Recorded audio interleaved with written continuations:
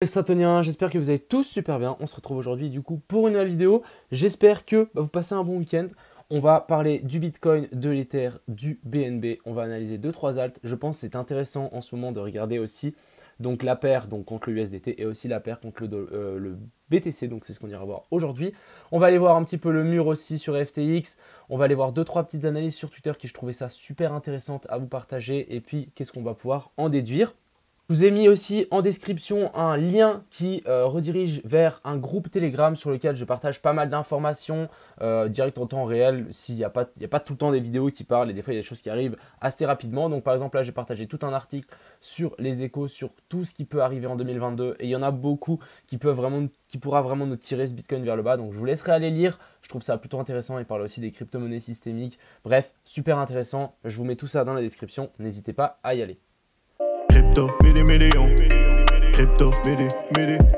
Crypto, million. Donc on est tout de suite parti, on va direct commencer juste pour vous donner la petite information.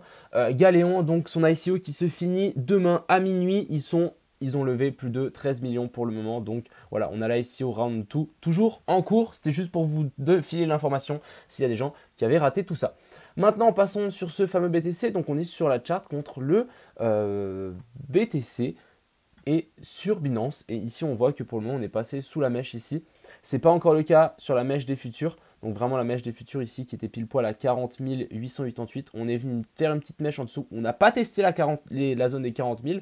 Donc est-ce qu'on va venir faire un retest de cette zone des 40 000? Ça, c'est ce qu'on dira dans les prochains jours. Je pense que c'est possible, faire un petit retest sur cette zone des 40 000. Pour le moment, toujours en train de latéraliser. Les gens ont peur, oui. Et on le voit, Crypto Matrix qui ferme presque son compte Twitter. Donc son tweet d'ailleurs, il l'a supprimé. Bref, son compte Twitter, il est passé en privé, je crois. Crypto Future aussi qui commence à se plaindre. Il y a beaucoup de gens qui sont en train de se plaindre et je trouve que ça sent. Mais les gars, ça sent le bottom. Je sais pas vous, mais moi, ça sent le bottom. Même chose hier.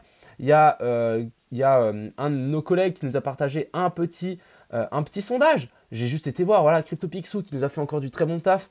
Il repartage un petit sondage, 37 ou 52. Boum, encore une fois, on a les 37 qui sortent en premier. Moi, je vous dis, ça commence à sentir le bottom. Beaucoup de gens sont bears et beaucoup de gens pensent que ça va aller plus bas. Et je pense que c'est pas forcément le cas. Donc, je trouvais ça assez intéressant de vous partager. On a toujours le mur ici sur FTX qui est toujours là. J'avoue, oui, il a diminué. Hein. Il y a de certains BTC qui ont été enlevés. Ça ne change strictement rien. Je suis persuadé que si ça continue à redescendre, il y a de nouveau ces ordres qui vont se rajouter ici. Pour le moment, rien de bien inquiétant. On voit qu'il y a quand même 2-3 ordres ici qui veulent pousser un petit peu le marché un petit peu plus bas. Hein. On le voit ici. Ils veulent essayer de le pousser un petit peu vers le bas. Donc ça ne m'étonnerait pas qu'on ait des petites mèches vers le bas. Tant qu'on ne fait pas de clôture sous la zone des 40 000, pas besoin de flipper. Repassons un petit coup sur Twitter. Alors, on va regarder les fundings. Donc tout d'abord, pas les fundings, mais les liquidations, excusez-moi. On a le haut de la liquidation ici, au-dessus de la zone des 46 000. Donc entre 46 000 et 49 000, 48 000. Énormément de liquidation ici. Descendre sous la zone des 40 000, on en a un petit peu, mais rien à voir avec ce qu'on peut trouver au nord. On a aussi cette fractale et cette pattern qui me semblerait complètement plausible ici sur ce BTC. Donc petite descente ici vers là. Bon, lui, il pense qu'on peut descendre vers la zone des 36, mais je pense que ça, on peut largement le faire vers la zone des 40 ici, stabiliser et ensuite repartir vers le nord. Mais en tout cas, si on descend là, ça nous fera une belle déviation sous l'ancien top. Personnellement, je reste bullish, donc on n'a pas vraiment de grosses cassures vers le bas. Et ensuite, ici, je trouvais ça super intéressant. Donc, on a l'open interest en bas. Donc, c'est le nombre de positions, je rappelle, le nombre de positions en levier qui sont ouverts. Et à chaque fois qu'on a eu un pic, ou à chaque fois qu'on était dans une extrême, on a eu un mouvement violent. Donc, ici, on est dans cette borne extrême ici, donc au nord. Donc, ça veut dire qu'il y a beaucoup de positions en levier qui sont ouvertes. Je privilégie des shorts, comme ici.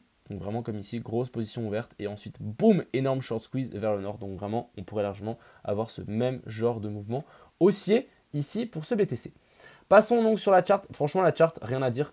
On va continuer à latéraliser pendant ce week-end. Je rappelle qu'on peut toujours venir mécher vers la zone ici des 40 000, entre la zone des 40 000 et 43 000, je pense. Ensuite, vraiment pour passer bullish, je vais simplement attendre une réintégration en fait de ce petit range, comme ce que je vous ai dit hier. Donc vraiment, petite réintégration du range, donc il faut faire quelque chose comme ça, tac.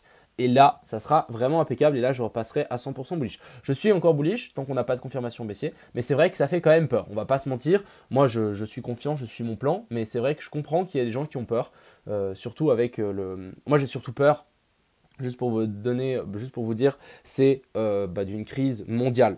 C'est vraiment ça qui pourrait, je pense, nous tirer vraiment le Bitcoin encore plus bas.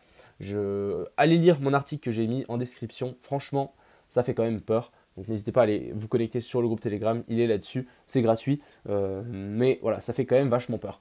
Ensuite, passons sur cet Ether. Donc ici, on a l'Ether qui est toujours en train de latéraliser. Ici en dessous, j'ai strictement rien à dire par rapport à cet Ethereum. Moi, je vais simplement attendre une réintégration vers le haut. Et pour moi, ici, acheter en DCA, ça vaut toujours la peine. On va regarder aussi un peu l'Ether contre ce BTC. On est potentiellement en train de faire un retest de cette trendline. Donc ça, c'est plutôt optimiste et ça voudrait dire qu'on peut largement faire tac tac tac et ensuite s'extirper vers le nord.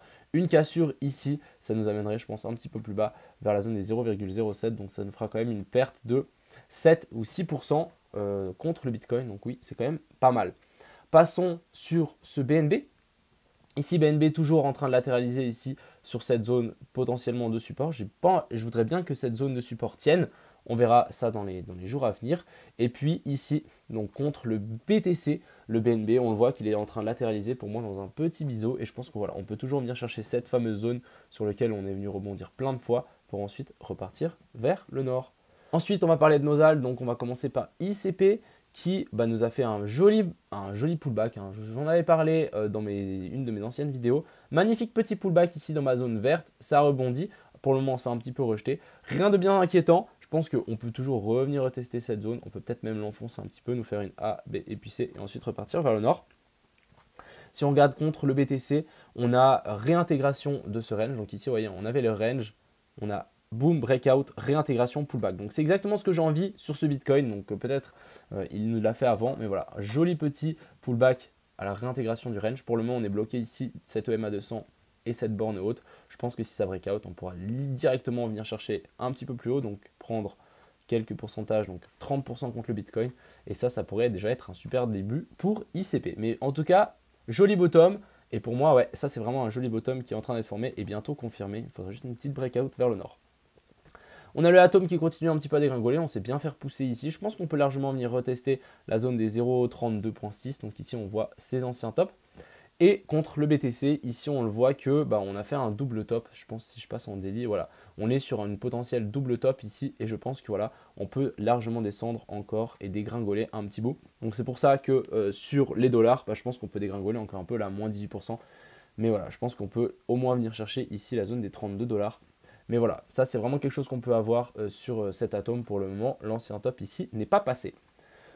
Et ensuite, on a FTM qui nous lâche cette belle zone ici de support. Donc, vous voyez ici, on a fait un petit support, boum, ça lâche.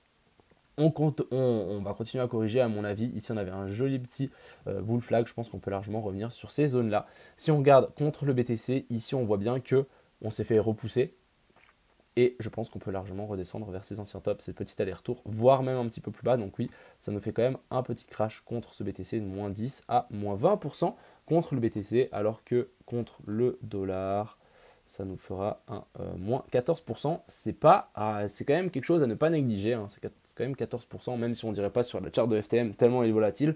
Mais on peut largement descendre un petit peu plus bas. Donc voilà, j'espère que cette petite vidéo vous a plu. Encore une fois, je suis plutôt optimiste sur ce Bitcoin, ça tient qu'à moi. Moi, je pense que la seule façon qu'on vraiment commence à tout péter par le bas, ça sera vraiment les news mondiales, une crise, la guerre civile, etc. On n'est vraiment pas loin, n'hésitez pas à lire les articles. Et puis, je vous souhaite une bonne soirée. A plus les gars!